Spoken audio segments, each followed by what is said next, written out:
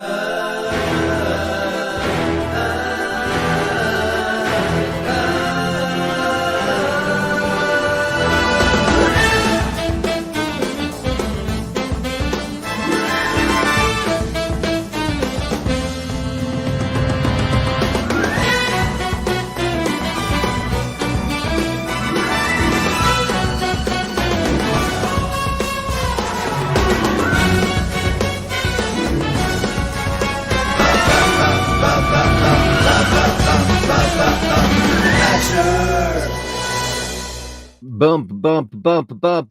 Bashers, Friday, August 22nd at 6:05. Hey, everybody. Welcome to iBashers Live, Friday Night Live. Machine's on with John on the other channel. So we'll start out with Panel Power coming back for you. C'est le weekend. C'est oui, monsieur. C'est le weekend. C'est le weekend. Indeed, it is. Drink, drain your glass, raise your glass high. Not tonight. Drank yesterday. I'm not going to do it today. Dave Fahrenheit 451 upvoted. I can't do two in a row. I just am not that guy. Panel Power, please pass on the Basher of the Day to somebody else. Well, who would you like to get it? There's so many people. How about Franco Fiore? He's such a wonderful person, and he always says to upvote, and he says this every single time. Thanks very much, Franco Fiore. Grazie mille. Nick Brooker. Mr. Nick Brooker. Good evening, all. Sorry I missed last night's show. Had my brother down. Well, okay, that's a good excuse. We ended up at the pub, then going for a curry. How incredibly British. incredibly UK to do that. And even the Irish are into the curry. It's amazing how that works out. It took a long time for Americans to come around to Indian food. Very, very long time. I love it myself. There's so many vegetarian options, so many things I can have. My personal favorite is called paneer butter masala, which is this very, very spicy tomato-y based sauce with paneer cheese in it. And I like dal makhani. I like the kind of pedestrian stuff. I used to like aloo gobi, but not so much anymore. Andrew Olkovich is here with Canadian $5 Panel Power, being the bastard that others aspire to be. Well done. Indeed. Upvote and subscribe, everyone, and become a patron if you can. If you can, that would be great. Start off with the Andrew Olkovich commemorative gong.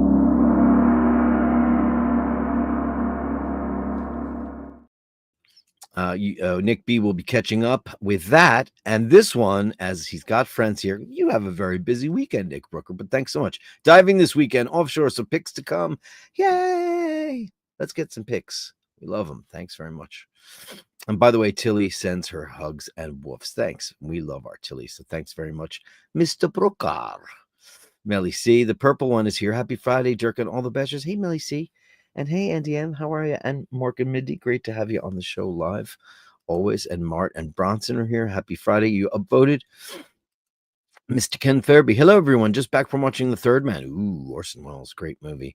That's my father-in-law's favorite motion picture for the umpteenth time. It's wonderful. It is. They're the best main character intro ever. A very, very young Orson Welles. Yeah. Well, Orson Welles is one of those prodigies that came out of the gate, with some Citizen Kane, and then kind of, I don't know how he wrecked his career. Maybe it had to do with alcohol or whatever, but one of the most celebrated artists of his time. And then kind of became like a very strange parody on television, where he was always just this very, very heavy-set guy, and he was always a little bit drunk. But his talent was always very, very clear. It's a shame. I watched a really great movie a couple of 6 months ago called F is for Fake, which was about forgeries. And it was really good because I'll give it away a little bit. He goes, for the next hour, everything you'll see is true. And the movie is 2 hours. And it took me a minute to figure that out. So the setup is all totally true, but then the rest of it is not. Steve Mac 3 is here. Woo woo, it's the weekend. Yay for the weekend. Steve Mac 3, hey man, great to have you in the room. And the beautiful Louise. Hi Louise. Good evening, Dirk and Oisin and all the bashes. He's on there doing his thing. They're talking about eBay scams when I peeked in on the show. And Fergal is here. Her other half, she being the better of the halves. Hey, Dirk and the Bashers. Hey, Dirk and the Bashers. Can't say we're bashing around. Hey, Dirk, the picture quality is very, very poor. Is it? Is it really, really very poor? Oh, I don't like the sound of that. I am not, oh God, I hate when this happens. Why do this to me? Why do this to me? Let me go have a look on my other computer and see what that looks like. Oh boy. iBashers. iBashers. Why would the picture quality be poor? Okay. Yeah, it looks pretty crappy. Why would the picture quality be poor? Considering the fact that I am broadcasting from home on crazy broadband and no absolutely zero cabling. Let me check my settings here of camera. Full definition 1080p. Should be good. Now I'm going to fiddle with stuff and really wreck it. Oh, did it get better? Let me know if it got better. I don't know why I would do that. It's nothing I really can figure out other than that. StreamYard. Hey, Dirk, and all you wonderful bashers. It's Carlos Poggi. Hope you all are well. We are. I hope everyone is well. And Panel Power says, Franco Fiore, a buona scelta per. Thank you very much. That's his choice for Basher of the Day. And I agree. Quality is perfect. Okay, so there you go. Emmett O'Malley, his better half was on the show last night. And yeah. We had a couple of drinks. Didn't seem to affect her much, but did me. The funny thing is, she was here pretty late last night, and I made some dinner, and we sat out on the deck, and we just had a great time. I was done drinking by the end of the show. That was it, because we just hit it hard and fast. And then it was just water and Diet Cokes for me for the rest of the night because, I definitely have a cutoff switch. Probably should have cut it off like 20 minutes before that, but that's okay. Carlos Poggi. He says picture is not good. Okay, so summer, now perfect. Okay. I don't know what to say. Nathaniel Hannondon with $10 super sticker. Thank you, buddy boy. Let's give you super sticker is good for the kazoo.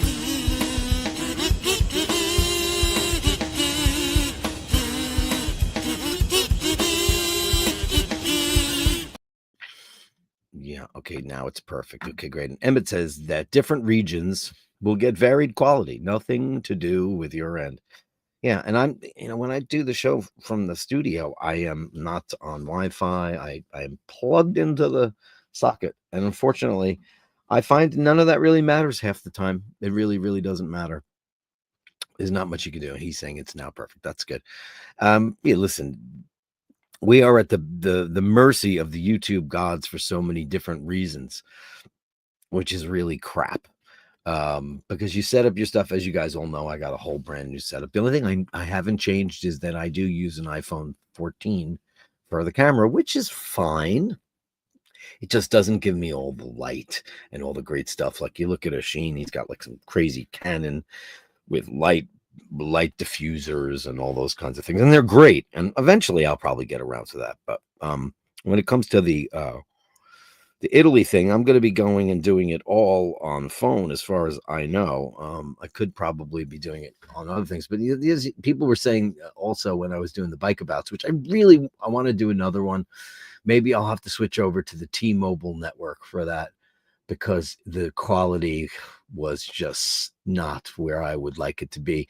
I had a great time because I love riding, and we got to do some fun stuff. Emmett's great selection for the restaurant was terrific. I can't wait to go back there. That place was amazing. I had probably the best Greek salad I've ever had that wasn't in Greece. It was just outrageous. And a couple of beers.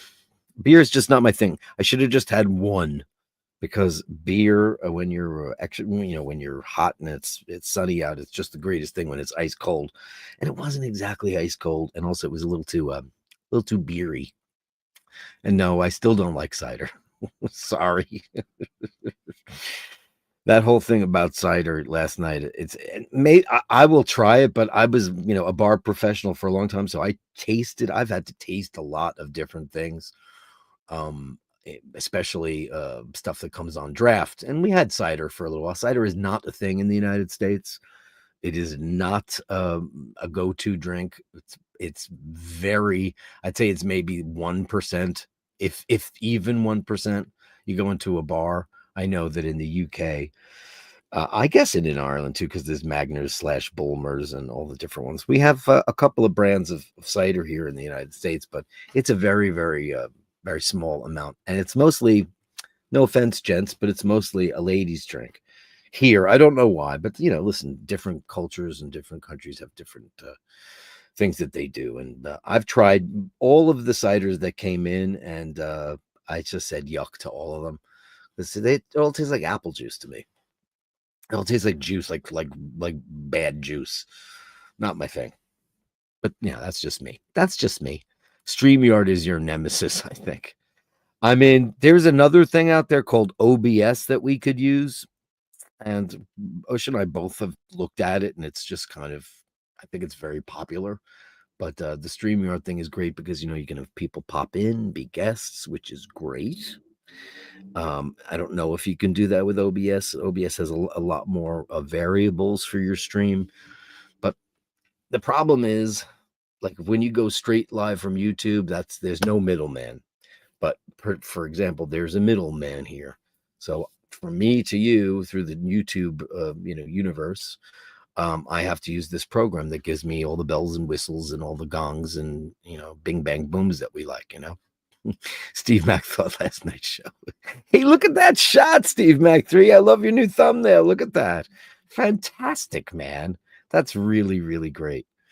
I love that. Yeah, last night, got a little dirty.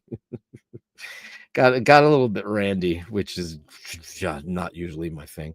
When you stream on YouTube, it's always great. Yeah, it's very true. Straight through YouTube, it always looks great. No middleman. And that's the thing. Overdone it last night, dying all day, hangover in bed, watching, never drinking again. Yeah. Well, so Dana and I killed 2 bottles of wine on that show. And I was finished. It's like, I'm done here. I'm done. And in 2 hours, or 1 hour and 38 minutes, or what it was. Yeah, because we were laughing and giggling and catching up. And, I don't listen, my best friends don't live here anymore. And that's really, it's when you're not together, there's so many things you could talk. She doesn't talk on the phone. She's not a phone person. She thinks you're a sociopath if you call her on the phone. Why are you calling me? So it's mostly texting or maybe a FaceTime if you're lucky. So, they used to live up the block, so we'd see each other more and stuff like that. So it's more celebratory when you don't see your friends in person. And you know what I mean. So, but we'll be doing plenty of that in, what is it? It's less than a month. Less than a month. Yeah, the first bike about was epic quality YouTube streaming, I think. Yes, correct, sir. Fergal. The second bike about was using StreamYard and it was poor quality. You are 100 million% correct. The very first one was directly through YouTube and it was really good. I looked back because, I go in and I edit certain things in or out of the show occasionally, not always. But the first one I looked at, I was like, oh, wow, this stream looks so good. And of course, that was the one where my bike broke. And the update on that bike is, the bike shop said, wow, it's not fixable. And the guy didn't realize that the hub in the back of the bicycle was a 3-speed hub. And I was goofing around with it myself. And I found the tension on the cable to be very slack. So I started reeling it in and it started to work. So I stopped and I told him, I said, I'm going to bring it back in on Saturday because I actually think that the hub's not broken. I think that it needs to be recabled.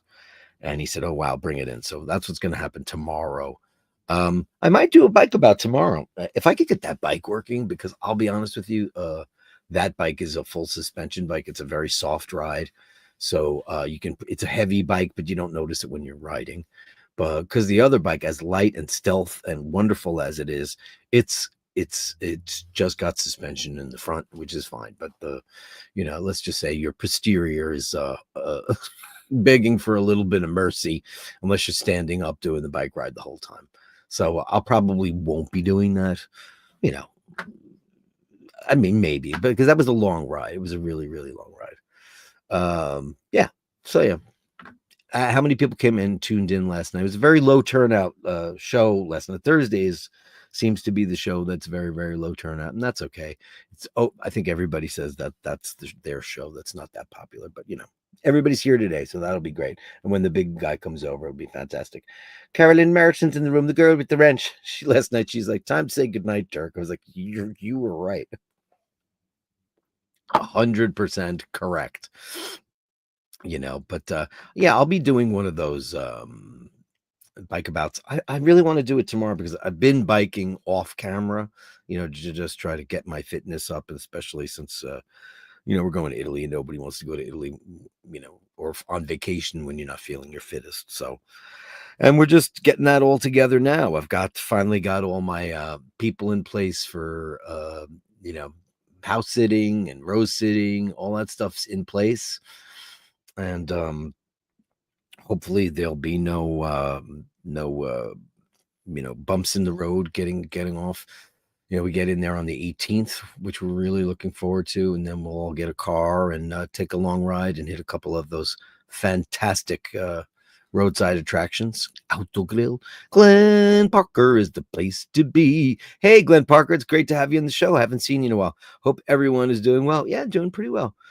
So yeah, last night we just finished the stream, and then Paul came home, and we sat outside and just yakety yacked. And it was the first time in this season, this year, we actually put the lights on and lit the place up and used it like we've been using it for 35 years because of the situation that we've been in. We just have the plants and vegetables out there and haven't really been spending so much time. But because of the events that happened on Tuesday, we just said, listen, we're just going to live our lives and use our deck as it was originally intended for our enjoyment. And that's what we did. It was the first time in quite a while. I think it was honestly maybe the first time this year, certainly the first time we've had people over. And I think the last time was Dana last year. So it was a year. People can try to ruin your lives, which, the Dragon Lady totally has been trying to do, and it worked, I guess. I guess it worked by us not making use of our favorite place in our apartment, which is the deck, because we use it. It's got 35 years of memories. Every birthday, every celebration, every 4th of July, every anniversary, every just drink night, dinner night. I mean, I have a million photographs from all the people I love out on that deck, and us having some of the greatest wines I've ever had in my life. We've enjoyed them out there on a summer night. The pandemic was an incredible place out there because we were sequestered. The O'Malley's had moved away by that point. They're gone almost 7 years. I think it's 7 years. Wow. So we were kind of alone here. So what do? I went on wine bids, and we ordered a lot of Barolo and Nebbiolo, and just made dinners. I learned how to bake like everybody, but not sourdough. I didn't do the sourdough thing like everybody. I learned how to make baguettes, which was fun. And when you're all by your lonesome, that's what you do. I don't know what did everybody else do during the pandemic. What was everybody doing? What was everybody doing during that? Did you? Some people just said, "Oh, screw it." Like I have a neighbor who didn't believe that any of it was real, and I personally, know 6 people who didn't make it through the pandemic. And I have friends, well, not friends, I wouldn't call them friends, that blamed it on something else. Well, it wasn't that. I don't understand that whole philosophy of the, like this. I was in the supermarket the other day, and one of those people I was walking around with, because they were in there, and we're still very friendly. I just keep it very light between us. She was looking at meats. Now I don't go near the meat section because it's not a thing. It's in my world. I used to occasionally go there to get fresh turkey for Laverne, or fish or something like that when she was older and needed a more specific diet. And she goes, "Oh, I can't believe all this meat. It's all shot up with mRNA." And I went, "What?" She goes, "Yeah, you don't know about that." And I said, "Well, why do you know about that? And why would they shoot up the meat? I know that they put steroids in American chicken. America is very, very bad when it comes to, you have to buy organic, I guess, because there's a lot of companies out there that do plump up the chickens and put estrogen and things in there to make them more plump and yellow and all those things. But does anybody believe that they would be putting the mRNA vaccines in food? It just doesn't even, like, what sense would that make? Because you're shooting into dead tissue, it's not going to do anything. I don't think it's going to affect people either. Vasilios P is here from Greece. Hey, Vasilios, great to have you in the room. How are you? I watched YouTube all day. Well, yeah, that's interesting, Kyle D. I guess that's when I started getting into the watch world, to the world, and watching, Archie Luxury, and that's Oisin started his channel a couple of years. Did he start it during the pandemic? What year did he start that? The Timeless Watch channel, because he was living in Vicenza then. I'm going to say probably just because if anybody watched that show during the pandemic, it was like watching Amadeus.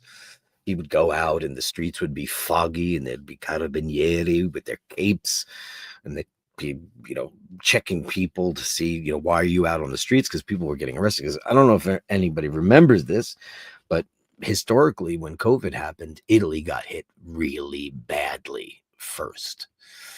It was just destroyed. Italy was, that's when everybody started to wake up to COVID. They just people couldn't believe that people were dying the way they were, because nobody knew what the hell it was. It's like when AIDS came out. I think we talked about it briefly on the show last night. When AIDS came out, people had no idea how people were getting it. I'm going to switch this. It's crazy. I broke my other set of headphones. And people might have noticed I had this phone off last night because I have two sets of headphones here, and one of them, the stanchion snapped on the other one. So I fixed it. It works, but it just looks cuckoo. Oh, you learned about watches and how to fix them, Carlos Paggi. Wow. That's pretty damn cool. Well, that I don't know how to do, but it's pretty cool. I still had to go. Paul had to go to work as well. I still had to go to work as normal every day. I was classed as an essential worker as I'm a security officer and was protecting the business I am contracted to. Lou was the same. Wow. Yeah, Paul is, a direct care counselor, so he had to go in every single day too, which is nuts. But, and then there's all the people like the first responders. Nobody ever really heard we heard in America the term first responders with 9/11, especially being a New Yorker. That's where we first heard the term, which was, of course, the first responders, the people that showed up at the World Trade Center and tried to save as many people as they could. Of course, you couldn't save a lot of people that were up in those buildings, but people did get out.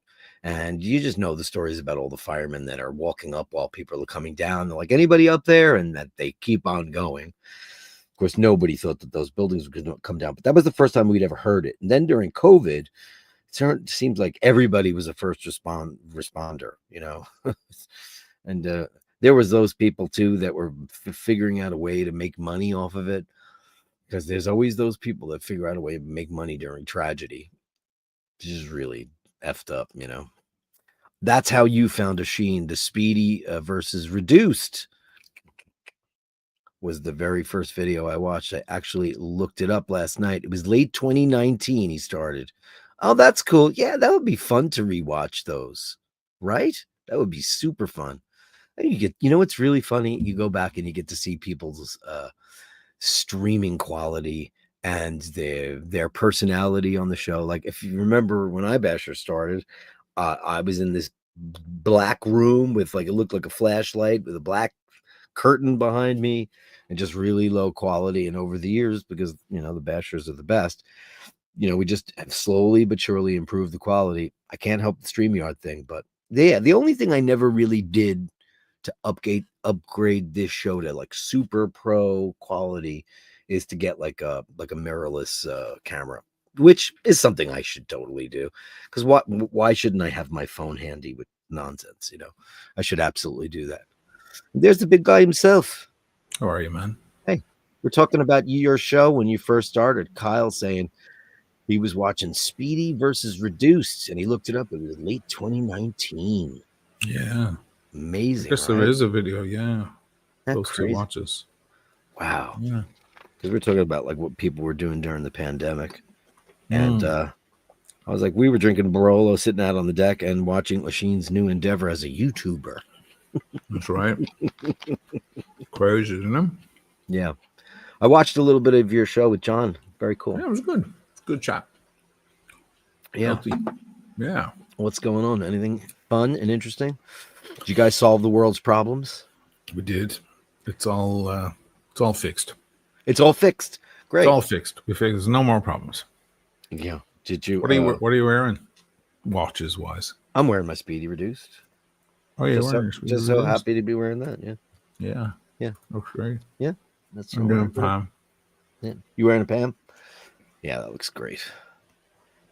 It's funny. I was walking around. I took Rose for a long walk today, and I was wearing my Seiko field watch. And when I came in, it was blaring lume on it, and I'd never noticed that before on that watch. It was really cool. Because you were out in the sun, then you walked into a dark hallway or something? Yeah, I walked into a dark hallway. I was like, whoa, that's amazing.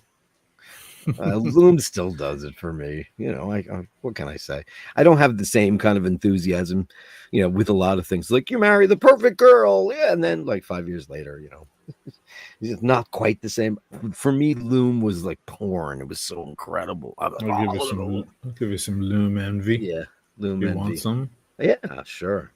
Oh, on that. Well, that's the greatest Lume in the world. Yeah. Look at that. And it translates. It translates. Look at that. Yeah, and look at that. But see now, guys, this is exactly what we were talking about earlier.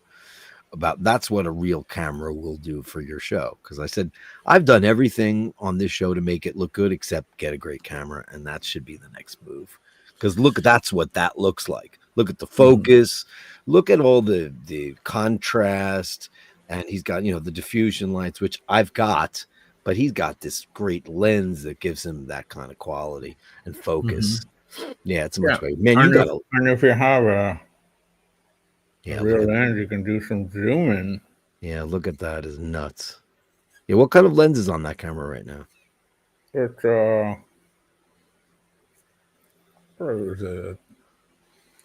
think it's a 24-70. Okay.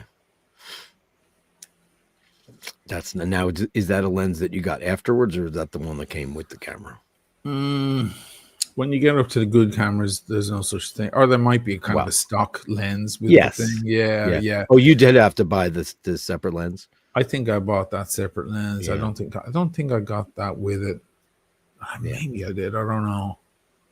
I know when you get into like, you know, like and Hasselblad, you get the body, and that's it. That's all you get. Well, yeah, when you get up there, certainly with the R5, my bigger, more important camera, there's no lens that comes on it. Whereas this is the RP, and I think it comes with that lens or something similar. You can buy it without, but sometimes the set comes with a lens that they recommend. Sure. Just to get you going. But you don't have to even get this camera. You can get what Michaela has. She has the M50, I think. And that's pretty compact and great. You've seen the quality of her videos. Yeah, very nice. Yeah, it looks really, really good. Yeah. I mean, when I look at cameras, I always look at all those Leicas. I'm such a Leica fan. I just love the way they look. I mean, I know that everybody I know who shoots photography now uses Canon or Nikon. Everybody, or Nikon, as it really is. I know it's Americanism, right? Did you guys grow up saying Nikon? Nikkor was before Nikon, fine. Yeah, I think it all works. I think so. It's like, you know, Japan is not really Japan, it's Nippon. Yeah, that's right. I don't know where we came up with Japan. I don't know.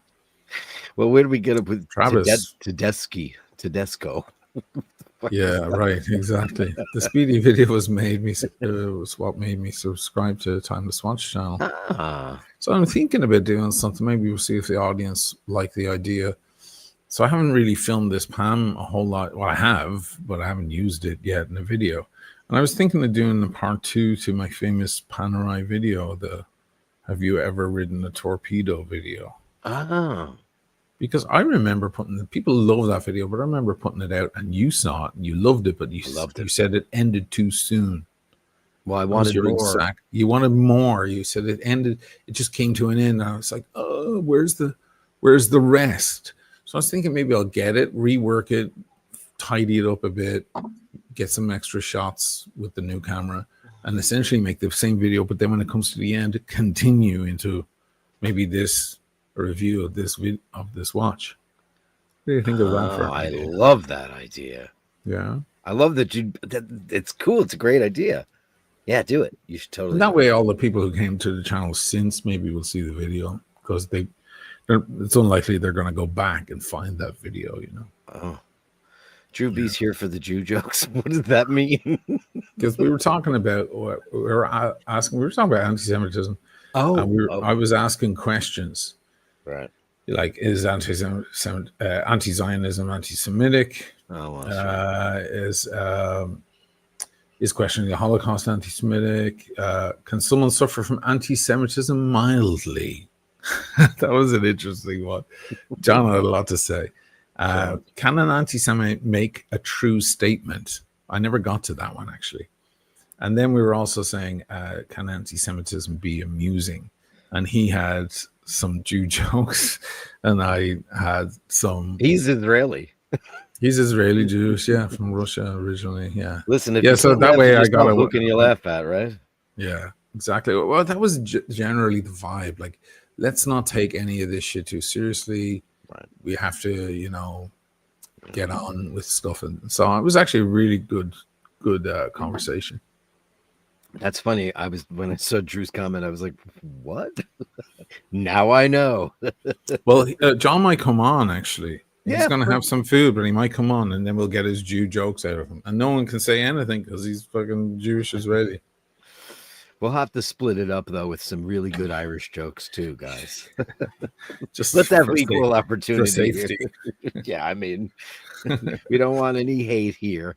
Thirsty for some orange juice. What is that? Oh, all right. I don't know if that's a funny joke, but that's funny. Roar the Tiger, where have you been, man? Look, he says, "Hey, Oisin. Hey, how are you? We hope you're well, man. It's He been was a over long in my time." chat too. Actually. Oh, nice. Yeah, he sent a super chat. Yeah. Great to see you, Roar the Tiger, and Joe's here, and Daniel Gutierrez here. Eddie. Everybody's telling Jewish jokes now. 35 to 70, very versatile lens. Okay, that's cool. Kyle says the R5 is a beast. Is that what you have? The R5? Yeah. Oh wow, would love to get one. R6 is not as good as the R5, man. Kyle, you have to get the R5. Now they have a Mark II, which is essentially the same, but it doesn't overheat as quickly when you're running in high frame rate. It's a problem I have with the R5 when I'm trying to do all my slow-mo high frame rates. I get about half an hour out of it before the thing overheats, and I have to pull the card out. I usually take whatever drink I'm having, I put the card down on the table and stick my Negroni on top just to cool it off. It has an overheating issue after about half an hour. Not if you're working in 24 frames or 30 frames, but if you're working in 60 and up, it can overheat. So Mark II apparently doesn't overheat as quickly. I don't know how much better it is, but there's one out there. So the R5 is way superior camera to the R6. Wow. I know that's weird. That sounds counterintuitive. No, it doesn't. We've known that in musical keyboards and things like right. Yeah. My question is this: everything's solid state in there, right? What is it? The battery that's getting super duper hot, or no? The internals are getting hot. Yeah, the internals, just whatever computers in there is getting hot. The card gets quite hot because it's writing a lot of information.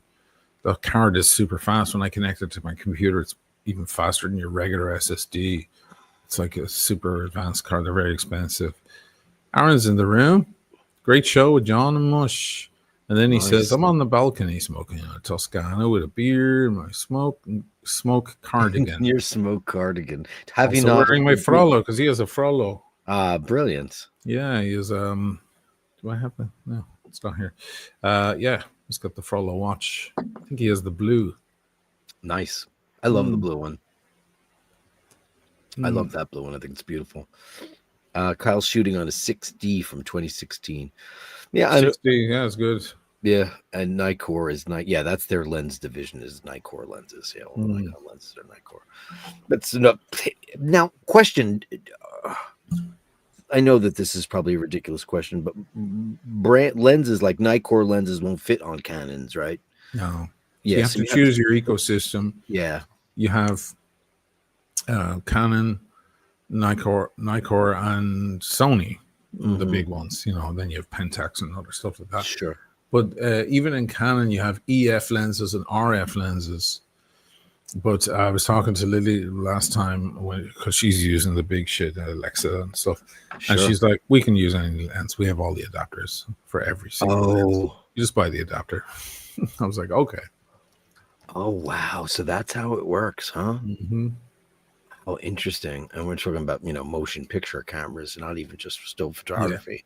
Oh, yeah, I guess like whenever you look at films that are shot like on Panavision or XLS or whatever that stuff is, and then they use an anamorphic lens, or like Paul Thomas Anderson will use this, and certain directors, I guess they all have to have special adapters for that stuff. But Yeah. it's Hollywood, so sure. But adapters are not a problem. There's like these universal adapters will fit anything. It's all mad expensive shit. But she looked at me like, no, that's not a stumbling block at all. I was like, oh, okay, shit. Because I can't just buy a Sony lens that I like. Yeah. It's not going to fit in my camera, you know? Yeah. And also, then there could be a cropping issue if you buy the adapter. Is the adapter going to give you all, is it going to feed all the info for the autofocus and things like that? Will it stabilize anymore? You know, some of these adapters are cheaper than others, and they Yeah. remove certain functions, and Oh.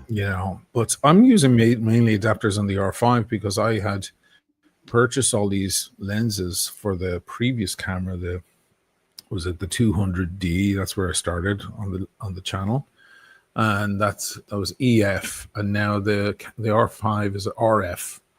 So I only have a couple of RF lenses. Most of my lenses are EF.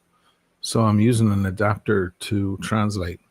And actually, technically, I'm losing a little bit of the frame slightly. Really? It's zooming the image ever so slightly, yeah. Huh. So a 300 zoom becomes a 340 or a 360 or whatever. It adds that because you're adding length. The adapter is this thick, Sure. Adds length, yeah. Wow, it's a whole other freaking world to get into. Well, you don't have to get. You get a 24 mil or a 35 mil lens. Oh yeah, because I'm that guy. I'll be like, I'll just get a point and shoot. No, I'm gonna be the nerd that wants all the shit. No, but you only need, well, for this stuff, you only need one. Right. Or if you want to do what I do like that, you need a zoom. Yeah. If you want to be able to get in close to the watches. But otherwise, you do what Tim Wright does. He has a 35 mil, gives them a nice blurred background, slightly blurred depth of field. Bokeh effect. Yeah. And it's great, I mean, Paul's was always into photography because he went to that was his minor in college, and his father's an incredible photographer and worked in the photography department at the Museum of Natural History. So we used to go, and it was amazing because this is in the film days, guys. This is not the digital thing, but the whole division for photography in that massive building in New York City, there was a part of like the fourth floor, like an entire half of a wing of a building. And it was like the dark rooms and the studios and all the stuff for all the junk. And this girl, Jackie, was the head photographer there for like 35 years. Amazing kind of Ansel Adams-esque stuff. And I'll never forget the day that they decided that, it was all over and they were switching the whole place out they went all Nikon digital. And before they were all like a film cameras, rangefinders, etc.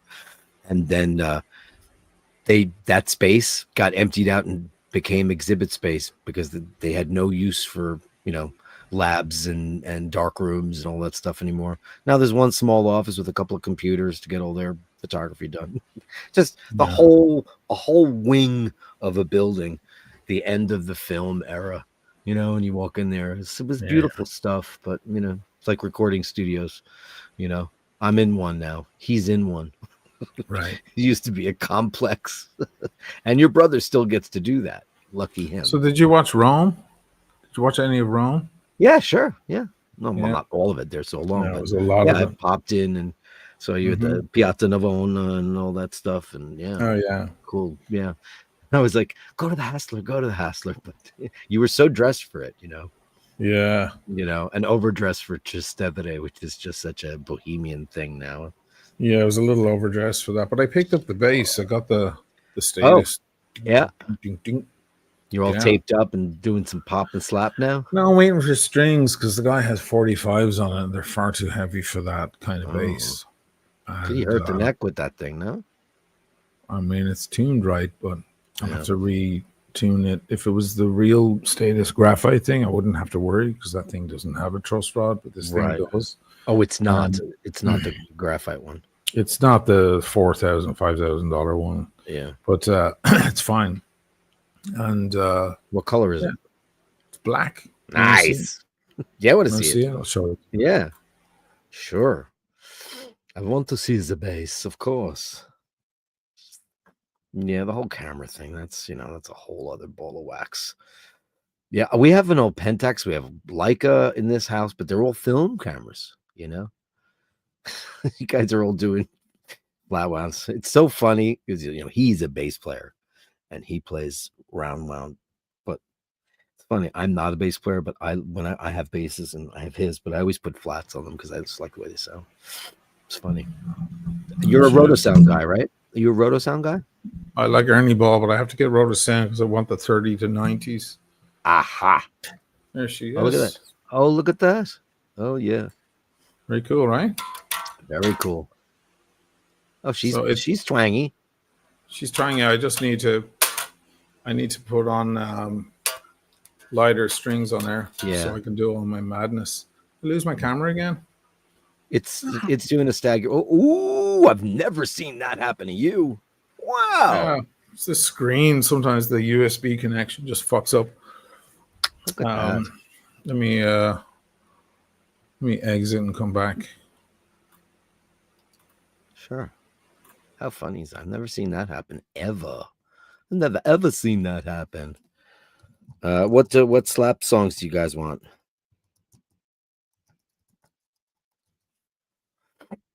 There's so many, man. Probably want to hear like some Sly and the Family Stone or Love Games. Probably Love Games. Probably be the perfect one to hear, right?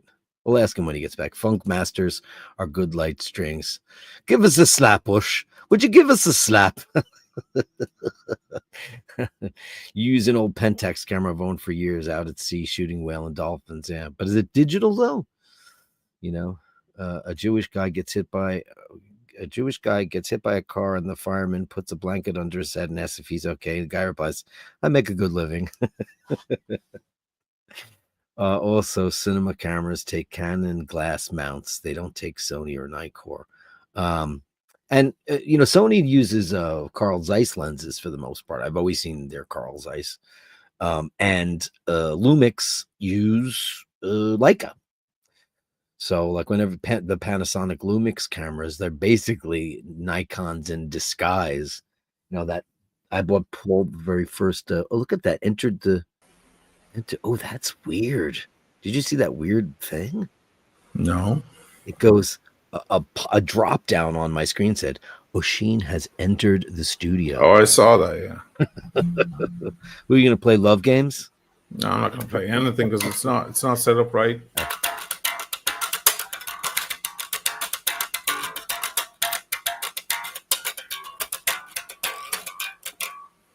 Can't really play right now, but anyway, yeah, that's Well, there that's it goes. what we do. Oof. It's nice. So what is that made out of if it's not graphite? It's wood. It's wood. Oh, it's wood. Okay. Yeah. Yeah, those look at all the headstock list bases from the I love it. 80s. Yeah, I love it. Do you ever have a Steinberger? I never had an actual Steinberger. No, I had the Horner version. Oh, okay. A lot of people did. Yeah, It was a lot cheaper. But this has the status Sure. bridge and everything. Different pickups. What are those EMG pickups in there? Yeah, probably. Yeah. Yeah. A battery in the back, battery compartment. It's battery. Yeah. Yeah. It's nice, right? Yeah. I'm just happy to see you with a bass in your hand. Fantastic. Yeah. It's just these strings are a little Yeah. heavy for that kind of stuff, you know? Sure. No, you want some light gauges. Yeah.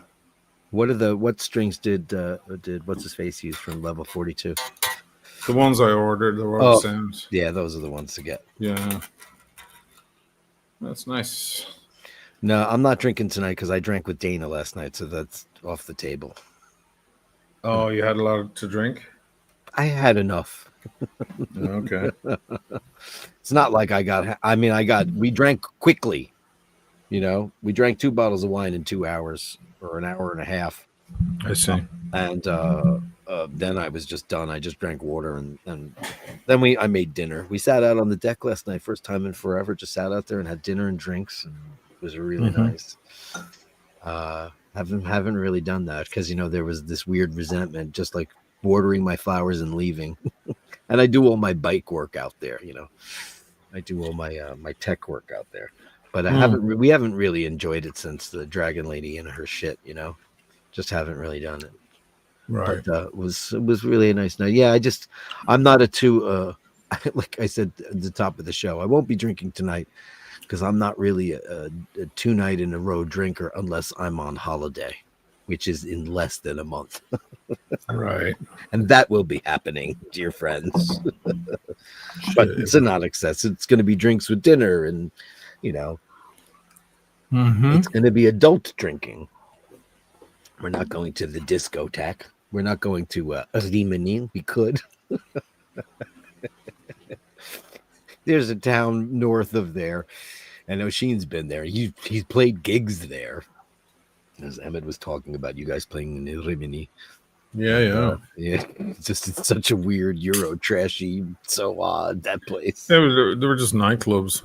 There's nightclubs. It's like a street along the beach, and there's some kind of pseudo, big disco nightclubs, whatever you might call them. Yeah, and they all look very kind of Euro, like Regines or Stringfellows. It's got that kind of like 80s looking, kind of dated nightlife vibe.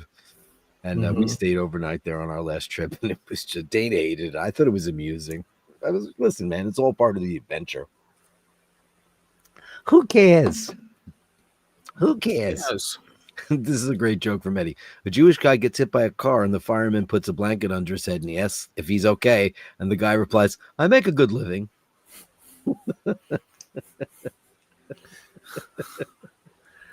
It's pretty funny. Eddie's got a lot of jokes. Dad, can I borrow $50? $4? Why do you need $30?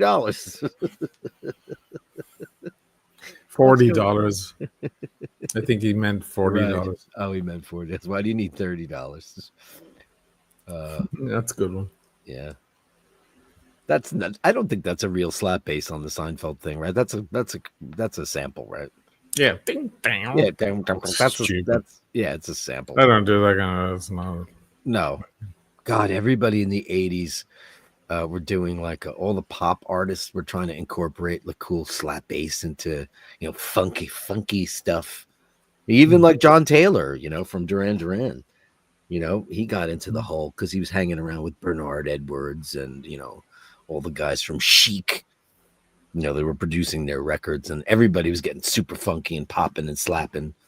Do you remember that artist Jane Child? I don't know. You weren't here yet. She had that song, "I don't wanna fall in love. Your love is like a knife," which is the worst lyric ever. Cuts both ways. Love is like a knife. Ugh, such crap lyrics. But she was like in the middle of the song. She's a bass player, and she's going. There was all these funk breaks. Slap was so hot in the 80s, and then it just kind of just went away and went back into its Flea brought it back in the 90s. Well, Higher Ground, that intro was just but the big one was Give It Away, right? Oh, well, sure. It's like it was that. Wow. Is it that?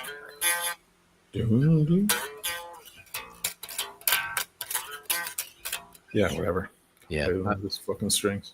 I barely know that those songs. Give it away, give it away. Yeah, give it away, give it away, now. give it away, boy. Give it away, give it away, give it away. I mean, they're fun. Like his book was one of the greatest biographies I've ever read, ever. It was just that guy. He's deeply intellectual, and he just comes off as on stage as a totally different thing. But his father was a crazy drug dealer in Hollywood, and he'd go into the Rainbow dressed in a suit when he was 8 years old and sit at his booth while his father sold coke to all the rock stars. That guy was just destined for either prison or like rock supremacy. Right. I didn't read Flea's book, but I read everybody's. I get around to everybody's book because autobiographies are very interesting to me.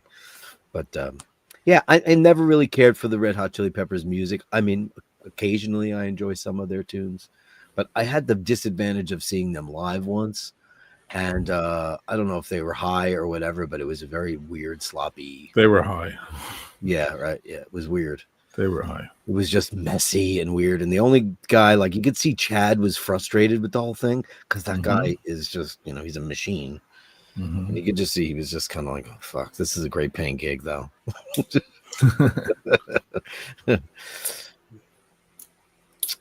Play the Seinfeld. No, there's nothing to play on the Seinfeld intro. Is that the most famous slap thing in the world now? That's pretty sad.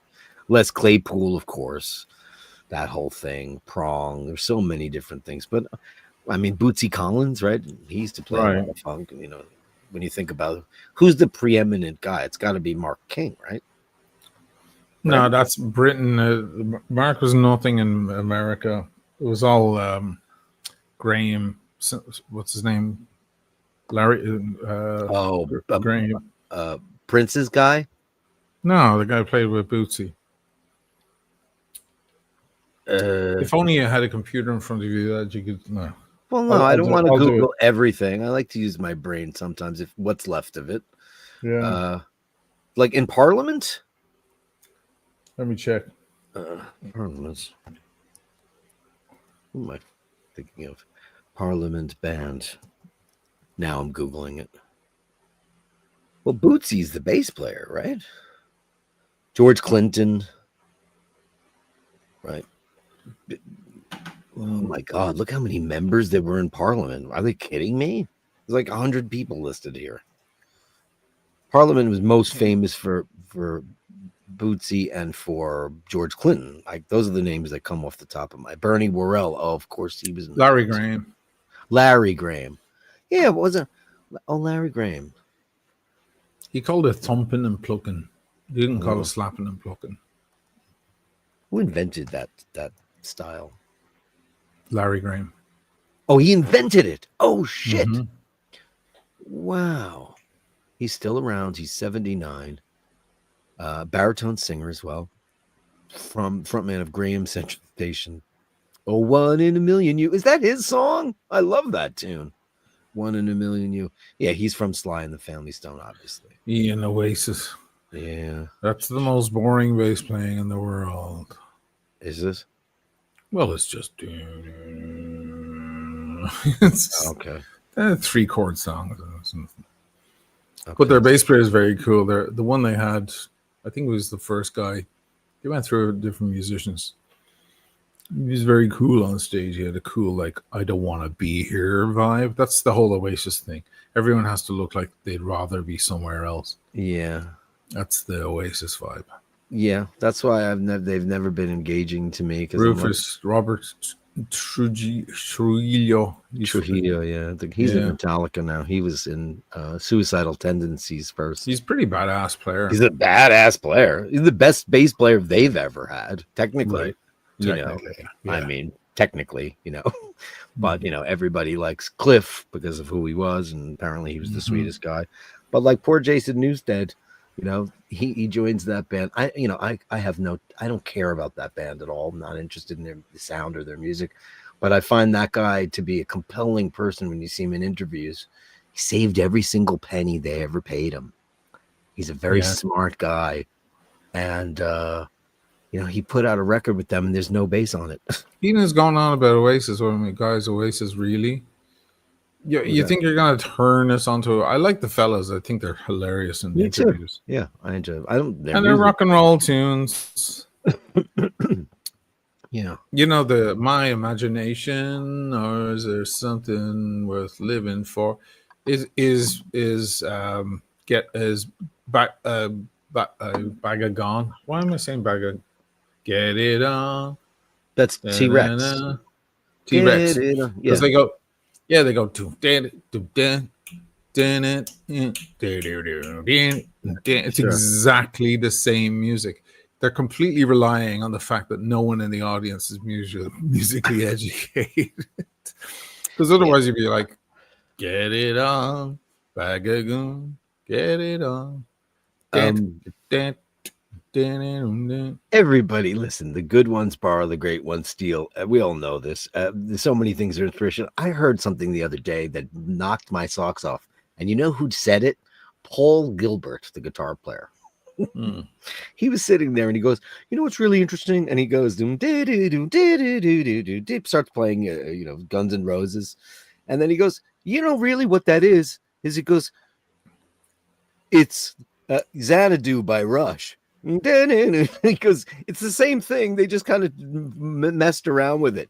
He goes, I'm going to make this more commercial and bluesy. So he put it in a different, in a different mode to make it more bluesy. Yeah. But he played them both back to back. I was like, I never would have thought of that in a million years. But that Bang a Gong thing by Bang a Mark Gong. Bowen, that is like one. I mean, that sound, Bowie took that sound after that. Everybody wanted to be that Mark Bowen because he had that, super kind of androgynous. He was so sexy, and girls and boys wanted to be him and have sex with him and all that stuff. And it was just such rock and roll. And that tune, I mean, do you remember when Power Station did that? Talking about popping and slapping. John Taylor and Robert Palmer and Bernard Edwards and all those beasts. They popped and slapped the shit out of that. And with Robert Palmer's unbelievable delivery. John Taylor almost never popped. What he would do is he would just do a bass line. Yeah. He would just hold the bass, and then he would go like, he would just do a little, That's right. And then every now, that's it. Right. He was like a pretty basic bass player. Yeah, I mean, hey, Duran Duran's still cool though. Yeah, he was very cool. All the girls liked him. I mean, he was so beautiful, He was very pretty, wasn't he? He was very pretty. John Patitucci, well, of course. Yeah, when you get into that whole world, that's six string. Yeah, that's jazz. That's jazz. Yeah, it's all those crazy guys. Like everybody's like, "Oh, Jocko," That's the first thing that comes out of anybody's mouth when they talk about bass players.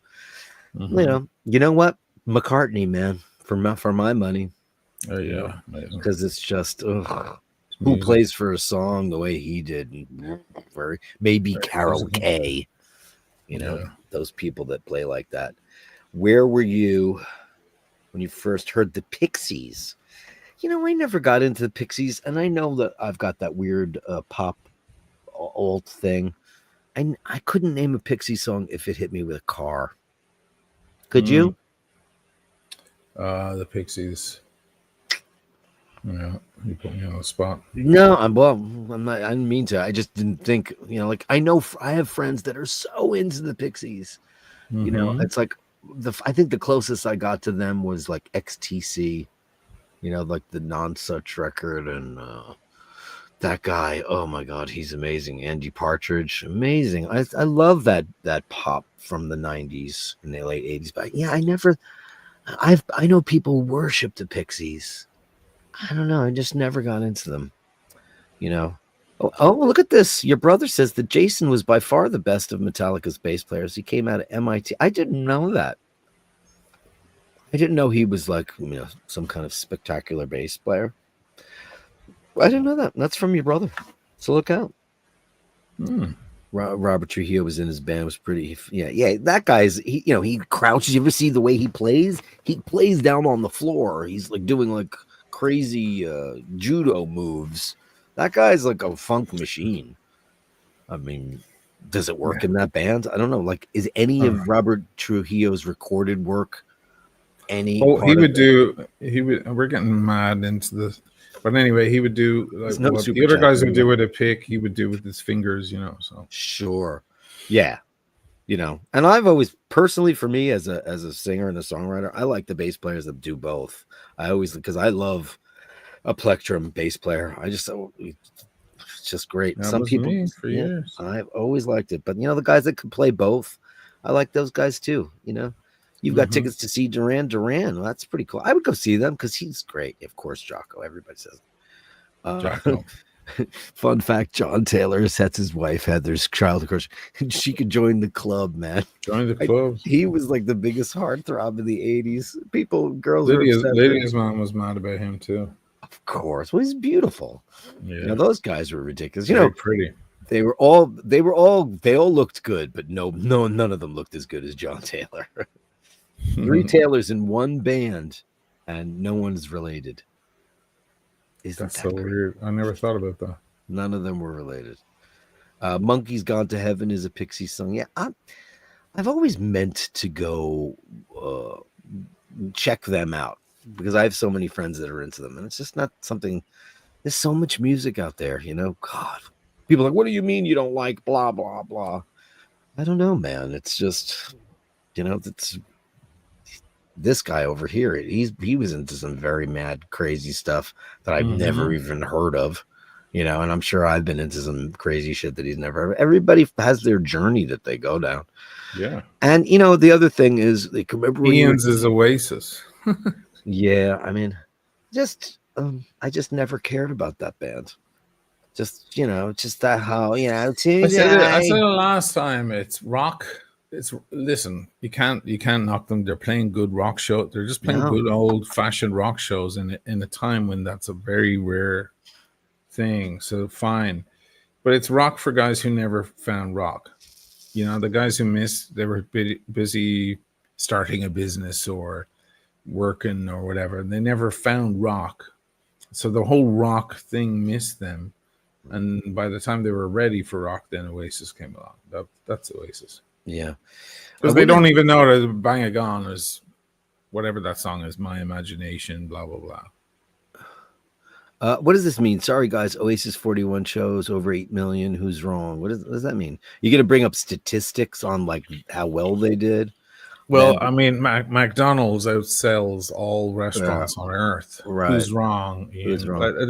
But that's the kind of comments you'll get from the mind who loves Oasis. Right. You have to. It's like talking to a pigeon, All right. That would be me saying to Oisin, "What are you, fucking crazy? Kiss, man. They sold 150 million records. Blah blah blah." And he's like, "I still think they suck."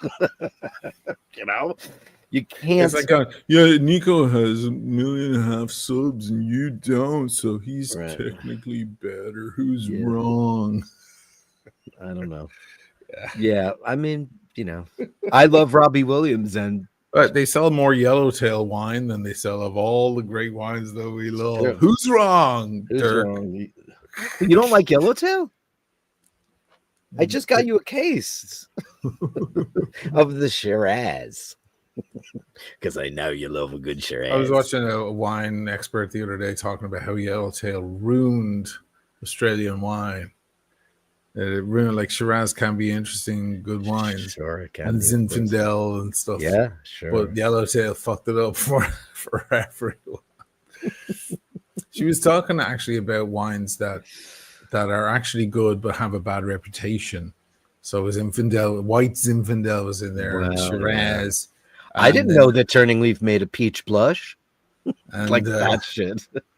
Also, she mentioned Merlot because of the sideways effect from the movie. And one she brought up, which I thought was right on the money, Chianti. Chianti is excellent wine, but unfortunately it became so popular. There's so much garbage out there, It was garbage the crap in the Chiantis. wicker basket on the table in the shitty Italian restaurant. People think it's just garbage, but exactly the wicker basket. The wicker basket, yeah. That's it's what like made for the movies or something. Right. Hey, they win an Italian restaurant there with the basket on the table. That's what everybody saw it as. And you'd think it's Ernest and Giulio Gallo or some kind of crap winer. Yeah. Sergio. What was the worst one? It was called God, what was the name? My dad's bar, because he had the Irish Man's Working Bar on Queens Boulevard, and our red wine came in a jug, and it was by Carlo Rossi. Carlo Rossi. Carlo Rossi. That's what it was. Carlo Rossi, not Carlo Rossi. It was Carlo Rossi. Hey, Jocelyn agrees about John Taylor. Well, He's sure. just She would. too pretty. So He's pretty. very pretty. When they came I back on the scene many years later, he wasn't as pretty because he, Did a you lot know, of because blow. he made money and now he drinks wine and has nice meals in nice restaurants. He doesn't do Whereas anything back in the anymore. day, he was just a skinny. He was a skinny little boy with a V-shaped chin, Yeah, like jaw sure. and chin. Yeah. I read all the shit that he wrote, and he just said that his whole life was dedicated to cocaine. They did Wow. so much blow. It was just absolutely crazy. Drew wants Wow. to know yellowtail or barefoot. There's another worse. You know what I want? The barefoot sauve blanc. Do you guys have a nice sauve blanc? I'm sorry. That what? A nice sauve blanc? That's such a thing. Garbage. Drew B, that's the Kiss argument. Yeah, you get it because you're a Kiss guy. JBB, $10, 10 balloons here. Buy a Pixie CD, bitch. I promise I will because I've meant because too many credible people whose opinions I truly respect are mad at me for never really giving that a shot, and that's like saying if you're a classical composer and asking if they've ever listened to any Russian composers and they're stupid about It's it. You such should. a simple mind. Look, I understand you ain't Oasis fans, but over 8 million fans can't be wrong. What does that mean? That by the way, there's a Bon Jovi album called 144 Million Fans Can't Be Wrong. And that's to go, see, we're big. It's just imagine the computation that's happening. It's a window into this is why we drink, man. Oof. I'm sober as a judge tonight, baby. Yeah, I mean, just popularity. Like Again, this. McDonald's, Poison, Motley Crue. Think of tens all of the shitty thousands bands. of McDonald's around the world. Yeah, and more people eat and buy McDonald's than all the great, beautiful Italian restaurants and all the great other. So they must be wrong, and the McDonald's eaters are right because there's more of them, correct? So they must be. Right. Is it going in? Probably isn't. But listen, they're not bad. It's fine. It's a bit of old straight old rock and roll. There's nothing wrong with that. It's just like AP says, well, some 77 million people voted for Trump. They can't be wrong. They can't be wrong. Jim Patterson, Israel, 10 million people can't be wrong. You guys are on fire right now. Drew B. Ian, it's possible. What's the population of Israel? Okay, you guys are on fire. Anyway, 7 million of both. Here's a big bang boom for that $10. Thanks, buddy.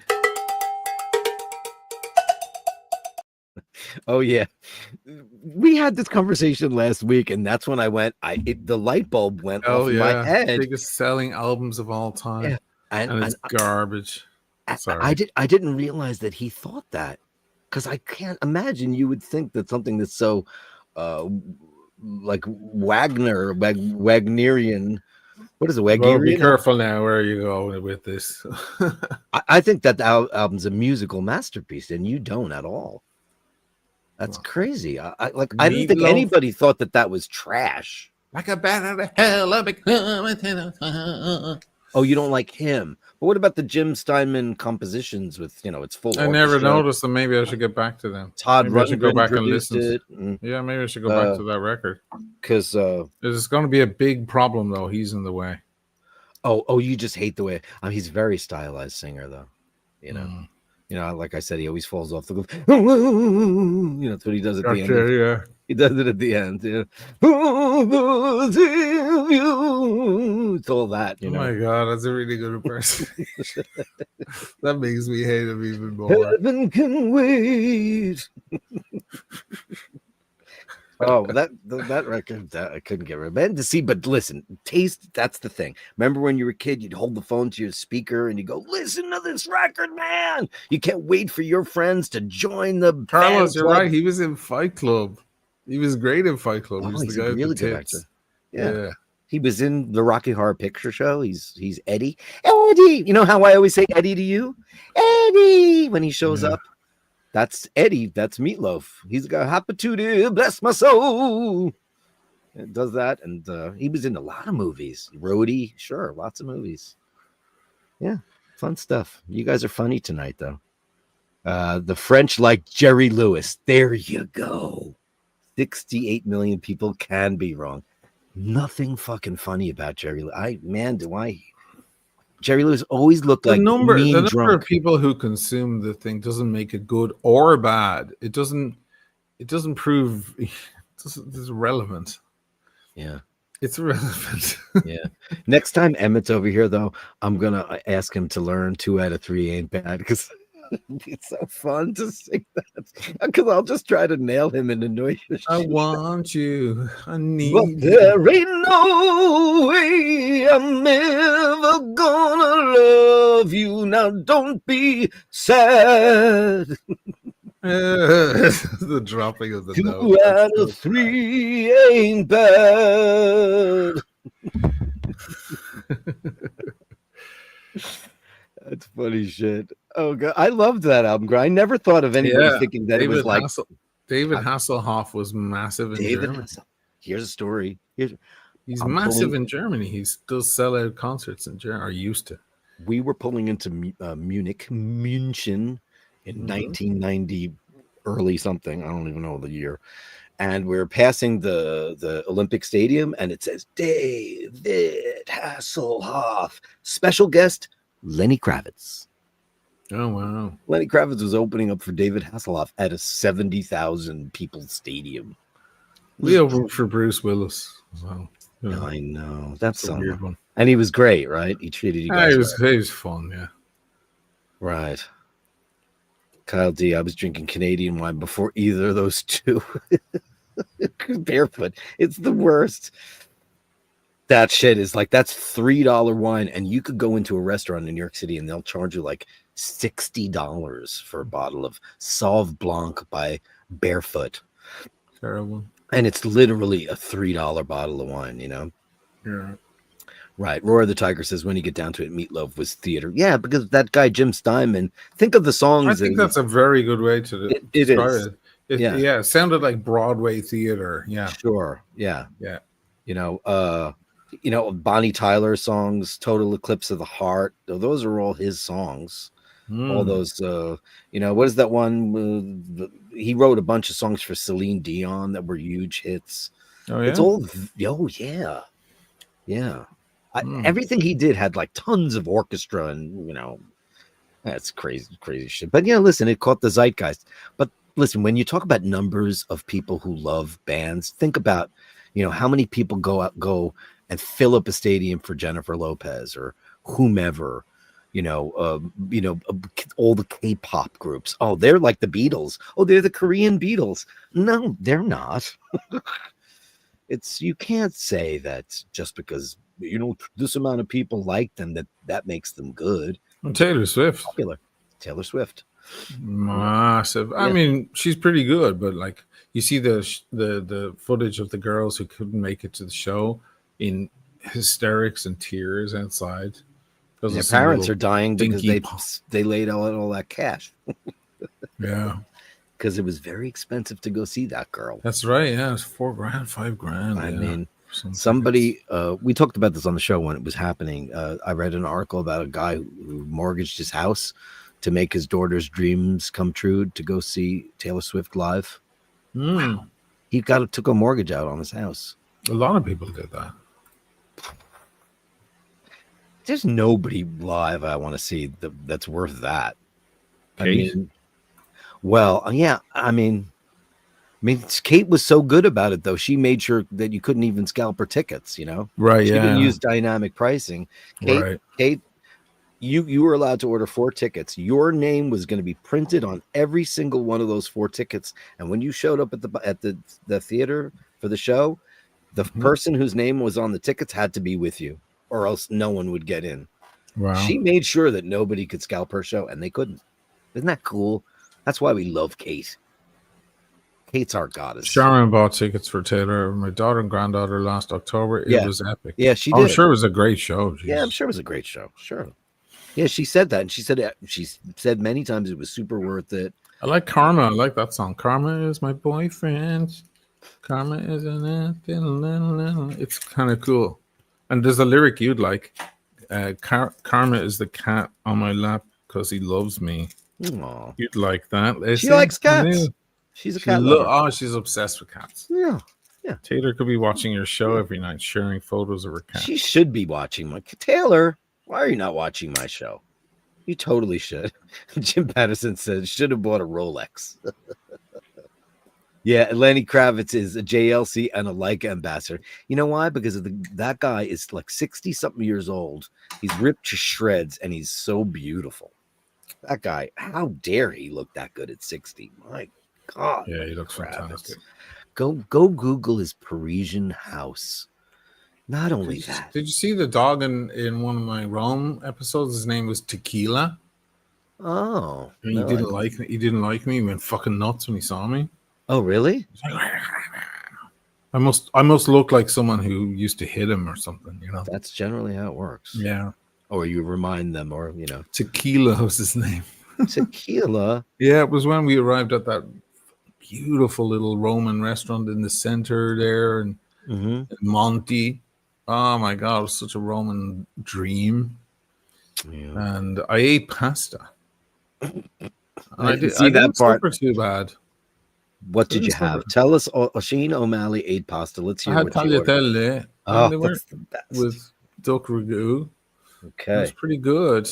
I was like, I'm gonna do it. Fuck it. I'm not gonna have ketchup pepe. I'll have this, and it was decent. And the waitress was the daughter of the owner, and she was fantastic and so attentive. And she brought out a bottle of Prunato Barolo, and she smells the cork, and she's like, "Hold on a minute," and she pours me a bit, and I was like, "It's not bad. Hold on, I think it's okay." And then she goes, "Wait for a minute," and then corked. She brought it away. Brought back another bottle. She took it away. Yeah, that is how you do it. You don't want to be the one that says, "Oh, this wine is corked." You want them to do it. Yeah, you want them to figure it out. Yeah, you don't have to say it to them. You're absolutely right. And she was such an expert. And then she was like, I was like, let's get another bottle because we killed it pretty quick. And she goes, oh, that was our last one. We don't have that. But what about this? And she brought out this bottle here. It's made from Nebbiolo. It's Grumello. Okay. And she's like, this is from nearby, and it's almost the same. I was like, I've never had it. So she was like educating me on Italian wines. You love that. They have one of the biggest sellers in Rome. I was like, is there any French there? And she goes, no, it's only Italian, but we have a fucking monster cellar. Yeah, but the best part of that is when somebody like who really knows, like you already know for the most part, we all think we know what we know, and then when somebody hits you with that bit of knowledge, and she's it was very sexy. It was very sexy. Sure, she was very kind of attentive as well. I was like, I'm gonna ask her out on a date, but in the end, I didn't.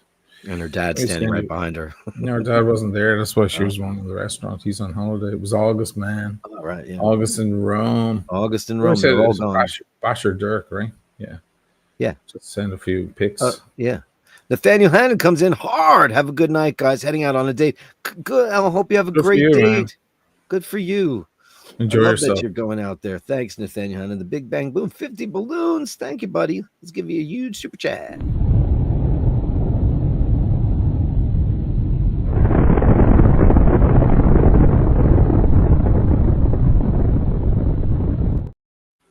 That's killer. And my camera comes in too. Next time you get together with Emmett in the studio, I'm requesting at least 3 Meatloaf songs. Okay. It's got to be 2 out of 3. Ain't bad. If we could get Dana in for that, we'll do Paradise by the Dashboard Lights. Let me sleep on it, baby, baby. We'll do that. And then your request, my camera. Thanks so much for that. 1999.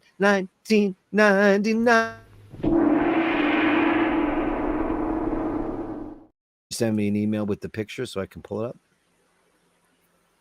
that what you were doing? Yeah, I sent him.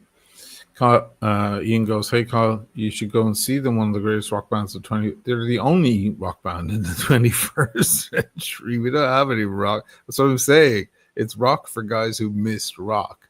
They missed the whole rock meeting. The only rock band around. Yeah, it's like I don't like Foo Fighters. That's not my kind of cup of tea. But I think that they really did save rock for people because when nobody was rocking, they were, and I appreciate the effort. Yeah, But would I listen to Foo Fighters for pleasure? No, not a it's million not my years. thing at all. And I'm not saying that they're all. I love the guitar player in that band. I watch his YouTube show. It's called Shifty's Corner. I love that guy. He's a big like Kiss freak, Rush freak. He comes from my musical Hey, they DNA. know how to rock out. There's no doubt. It's There's no just the doubt. And songwriting Dave, yeah, is weak. The yeah. Nirvana songs are so much better. I Hey, do you mean, want to yeah, I see don't get them either, but let's Loom see. on Yeah, well, sure. On GMT, your new baby? GMT. Yeah. Yeah.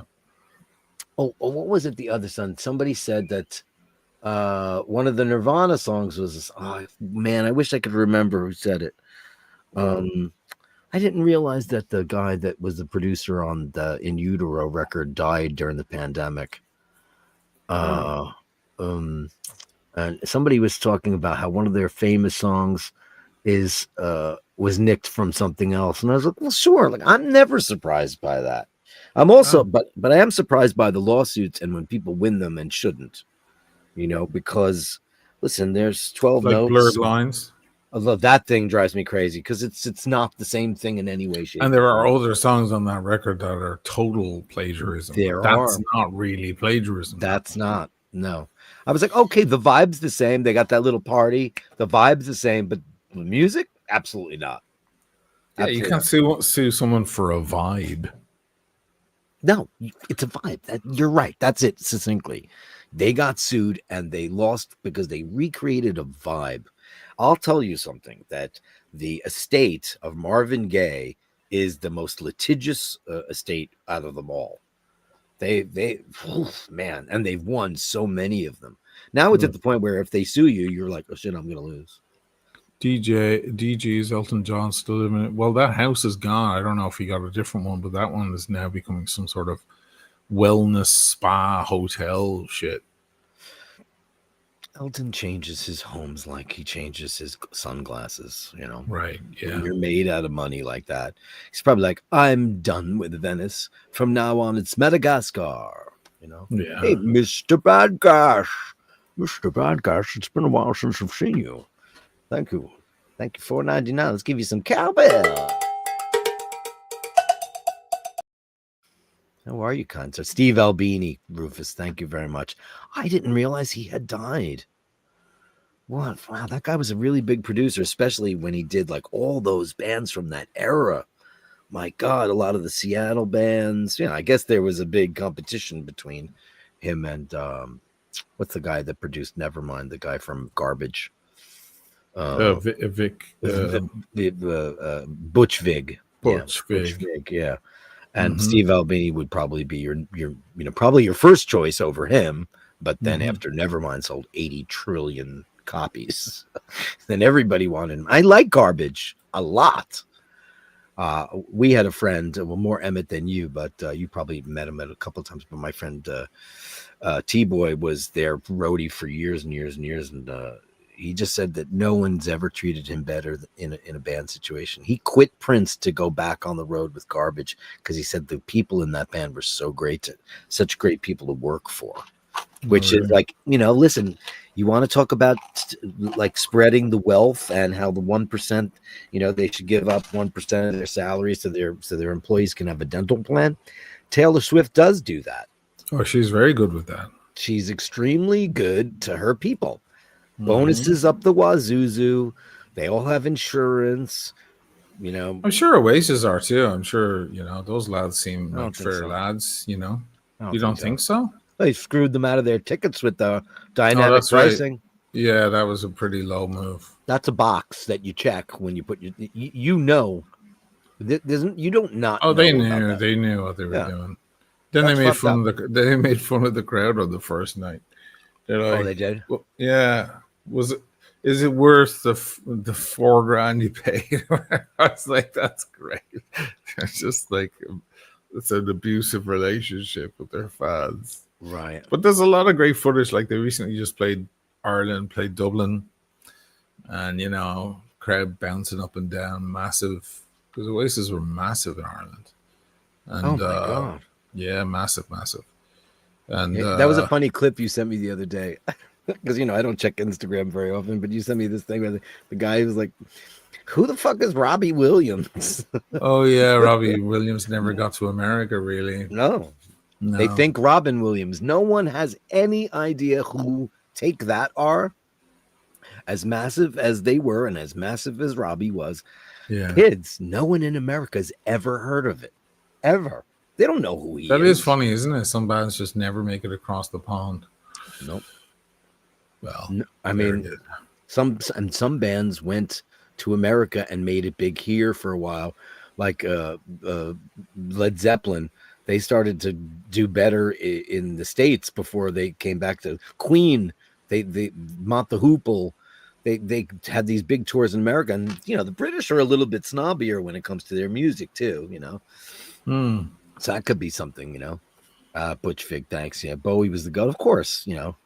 Kurt Cobain said that he was worried people would think that they ripped off. Yeah, I think that's what it is. People said that they were very much like the Pixies, and no Vince. I'm not forgetting Jellyfish. It's just that you guys have heard me talk about them, and Sheen is sick of me talking about them, so I'm not going to. That's right. I'm not going to talk about them anymore. Everybody knows I love Jellyfish. Jellyfish, Jellyfish, Jellyfish. Very clinical.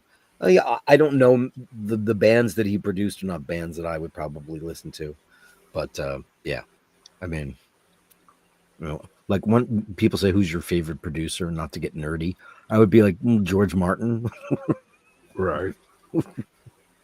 Roy Thomas Baker. Right. You know what I was listening to all week? Because I've been biking every day, and I was listening to the Cars catalog. And I Oh was like, man. fucking hell, man. Did they have a big career in Ireland?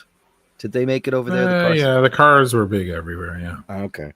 I mean, wow, those songs. But what's very interesting about the Cars is most people don't realize, because it's considered like new wave-ish.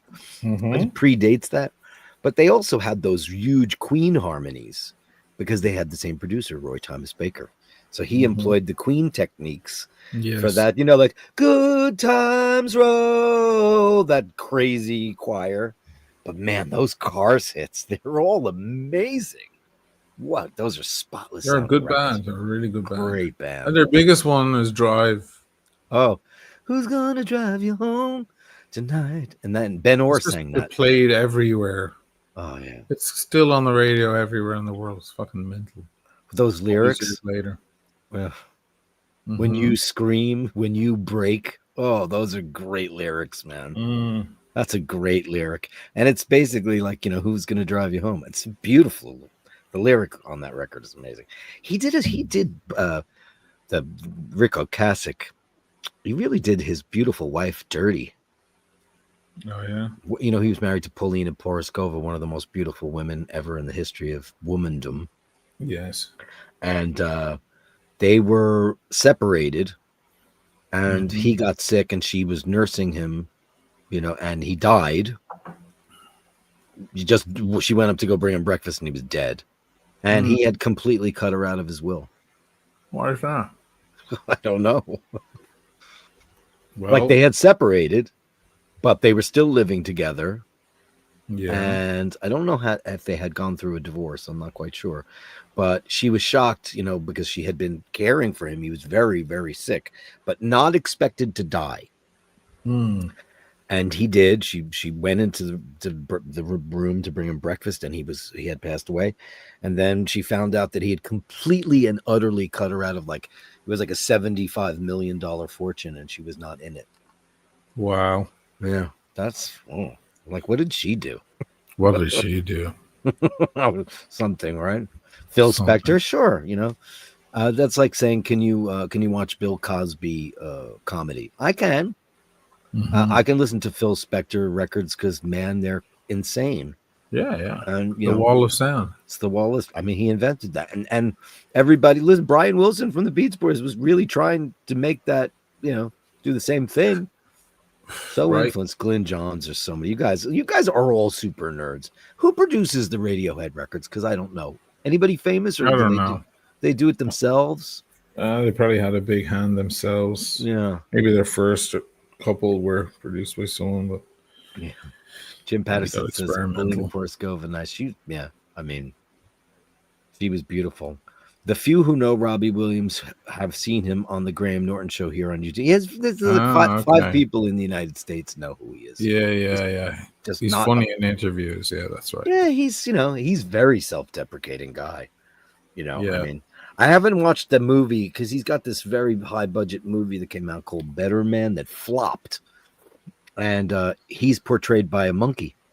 Oh, Nigel Godrich did Right. Radiohead. Right. Nigel Godrich. I feel like I knew that.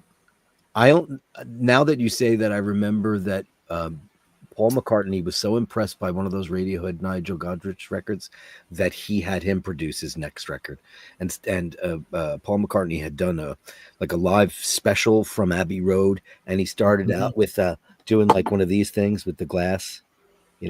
It's not going to work because this is a double-sided glass and this can't work. But he started doing like harmonies with glasses, and that was a Nigel Godrich. Very interesting, yeah.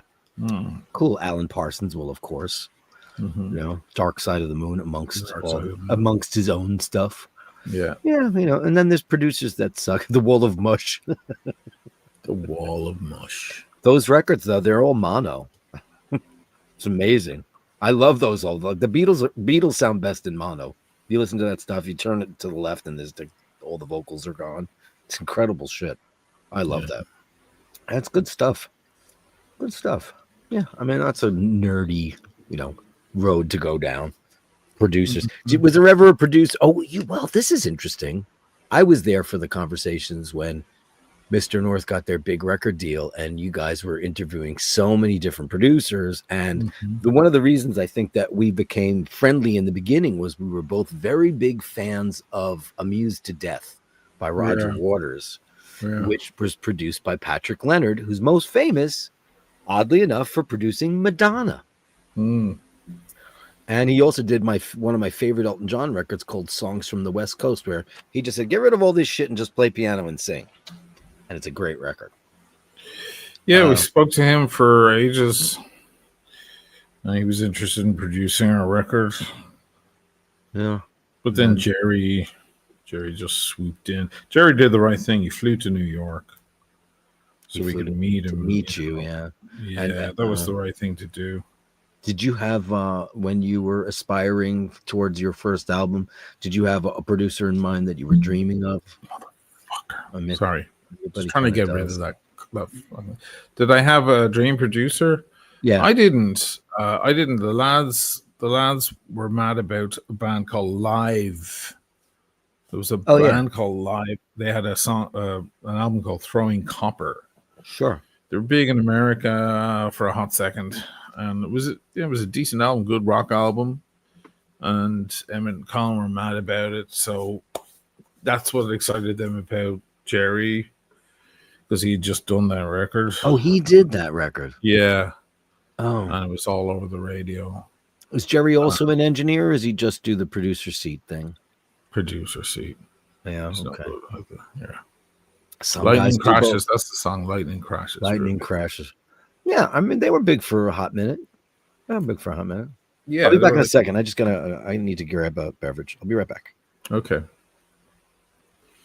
We went deep on the music stuff, guys. But that's all right. Every now and then.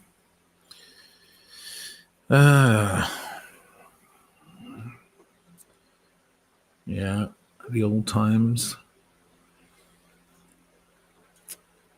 So I'm waiting for strings to come for this thing. I was hoping they'd arrive today, but they didn't. Because I can't get them in stores here. Well, maybe I can if I lived in Milan or something. And then I can actually set this thing up to the way it's supposed to be, because it's strung like a bass for pick playing, do that kind of bass playing. And it's not that kind of instrument. It's for a very different kind of playing that I get a kick out of. I never did that kind of, or very rarely did that kind of playing with the band. But I'll just have fun. I just got this thing for fun, that's all. Get the fingers going again. So it's good. Went all the way to Rome to pick it up. Had to get the subway, the metro, out to a remote area of Rome to meet the guy. I didn't wear a fancy watch. Fucking burn my forearm. So, yes, recipe for the night salad. DJ, I already had it earlier. It was just, arugula, iceberg lettuce, bit of tuna, hard-boiled egg, High lots protein. of red onion, which is nice. I just hate cutting those. The red ones don't make you cry. The white ones might. And the brown ones. The red make me cry. The white ones don't. I buy Vidalia most of the time because I like the sweeter onions. But ever since that Emmett made me go to that Greek place, I have every single day since that restaurant, I have made a Greek salad because that salad, that was maybe the best salad I've had outside of Greece. It was amazing. Okay. Ooh, it's just so perfectly. Just the dressing was gorgeous and the olives were amazing. And that feta, great feta is, you can't skimp on feta. You have to buy the top quality feta because it can be bricky and dry and crap. This stuff was so briny and it was so good. That place, what a find that was. And I'd never DG dressing, I don't put dressing on a salad. Once you put dressing on it, it's no longer a slimming meal. It's olive oil, tiny bit. Well, that's what you mean. Dressing a salad can be olive oil and vinegar. He's not talking about ranch. Right. That's so American. Ugh. Yeah. There's nothing. A little of olive oil. I didn't put any vinegar on it. No? Just a little of olive oil. I don't overdo it. I try not to overdo. Yeah, Paul likes. Otherwise, you wind up eating as many calories. You may as well just have a cheeseburger. Yeah. Sure. Well, at least with not with olive oil and vinegar, because olive oil is good. It's great for you. But once you get into that other shit, like Americans are, like when I was a kid, my mother's idea of salad dressing was buying a bottle of something called Wishbone or Seven Seas. It was like a bottled dressing. I grew up with that. Paul's family said grew up with a little bit of olive oil, a little bit of vinegar, and that's the salad. There's nothing else. Because I finally tasted that. I had never tasted ranch dressing. It's very popular here.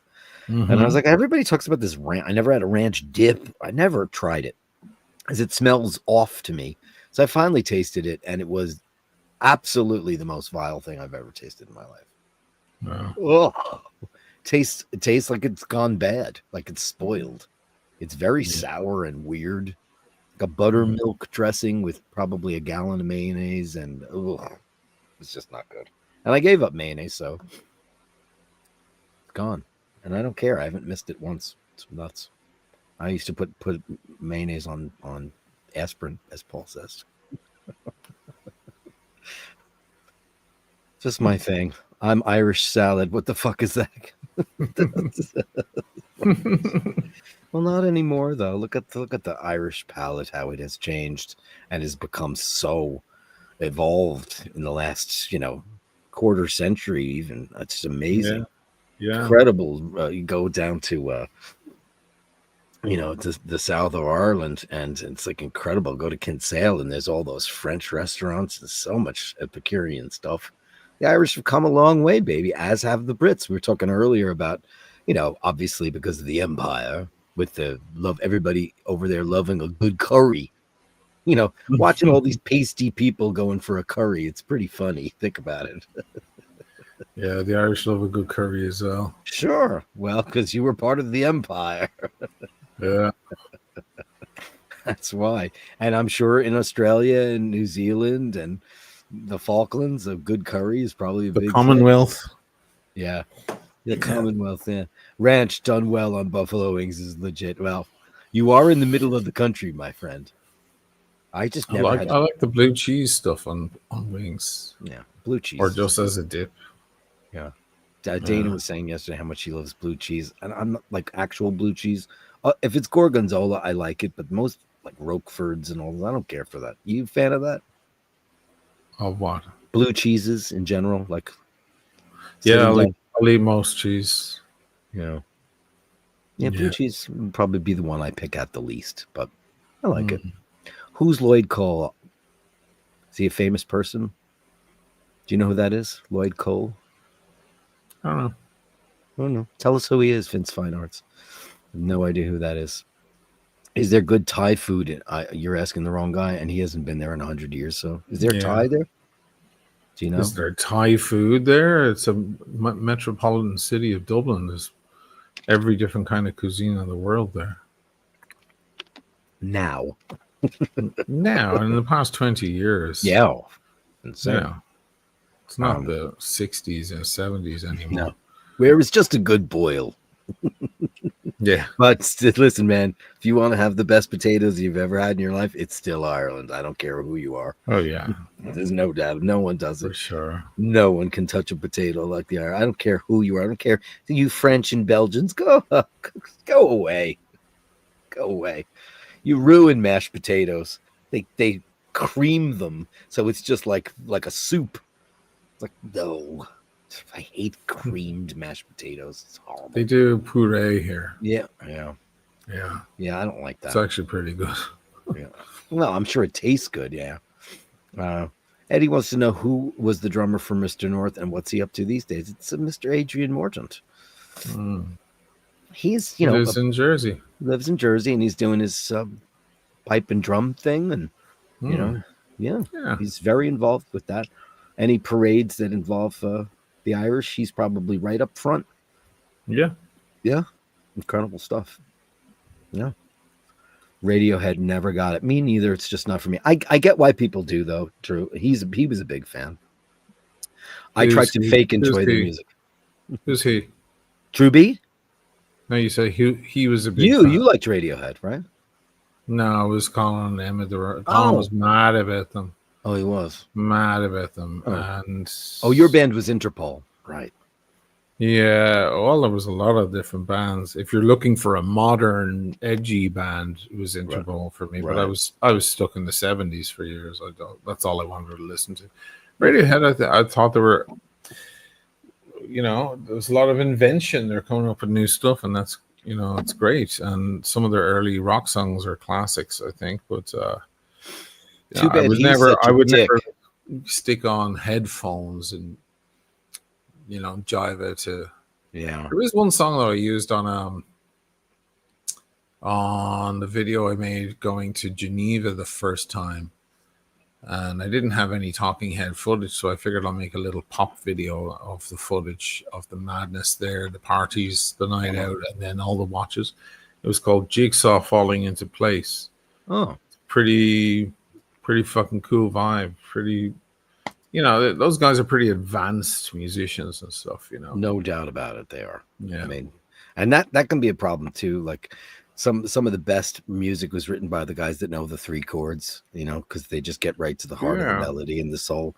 Sometimes when like the Stravinskys of the world, is so much color and contrast, you can overdo it, and then you lose the majority of probably the masses. And I've always thought that. Because the masses like simple things. Yeah. It's like the McDonald's thing again. The masses right. We're back to the McDonald's thing. Yeah. That's true. It's like when Mozart wrote the Magic Flute, it's just trying to make money. Right. And kill every soprano in the business. Yeah. That's the role that killed them all. Yeah. Because nobody could. And people like Callis did it, and she shouldn't have, because she wasn't correct for that. Totally wrong role for her. She was technically classified as a mezzo, but she was singing the big soprano roles, and then something happened along the way, Yeah. Yeah. Anyway, it's a quiet night. You want to wrap it up? Sure. Okay, guys. Thanks so much. Things simple. Yeah, everybody. It's August. Everybody's out. Everybody's gone. So, guys, thanks so much for a great show. I'm gonna watch Shane's replay because I want to catch the rest of that stuff. It looks funny. All this talk about McDonald's, now I'm wanting a double quarter pounder and a McFlurry. Hey, sometimes, sometimes a McDonald's burger is just tasty as hell. My guilty pleasure is mozzarella sticks from White Castle. Yes. After every Mr. North show, on Queens Boulevard.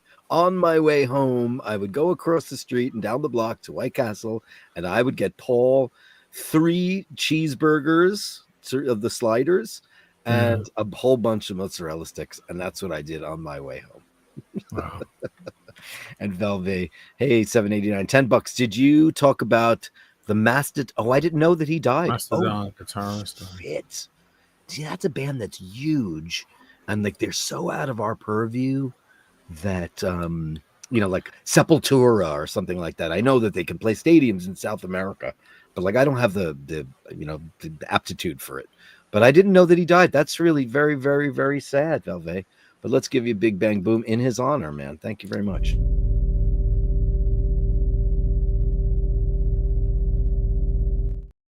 He died in a motorcycle accident. Oh no. Wow. And Eddie with $2. Eddie. Hoppa-tootie, bless my soul. 4 sliders with everything on them. Let's give you a little bit. I'm going to give you the little ding.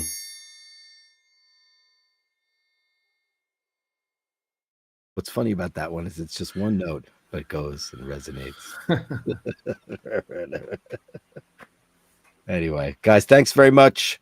We'll see you. I'll be back here. I might do a bike about tomorrow. I'll go direct on YouTube if I do that, because obviously the StreamYard thing is shit. So I won't be doing that. And what's next on the Oisin Malley channel? Oh man, there's tons to do. I'm way behind. The Rome thing just put a hole in all of that. Give somebody a teaser. Let everybody know like what you're working on that they're going to want to watch. Well, I have unboxings. Okay. And then another documentary about John Harrison. Oh, great. Okay. And the Pam might remake the Pam video. Do that, please. I would love that one. I would love that. That's what you get, kids. How great is that? So I'll see you guys on Sunday Mass. Remember to hold the door open. Remember to say please and thank you. And remember, if you come across a Meatloaf song, give it the benefit of the doubt, because it could be the greatest thing in the whole wide world, or else Meatloaf's just a goddamn cunt.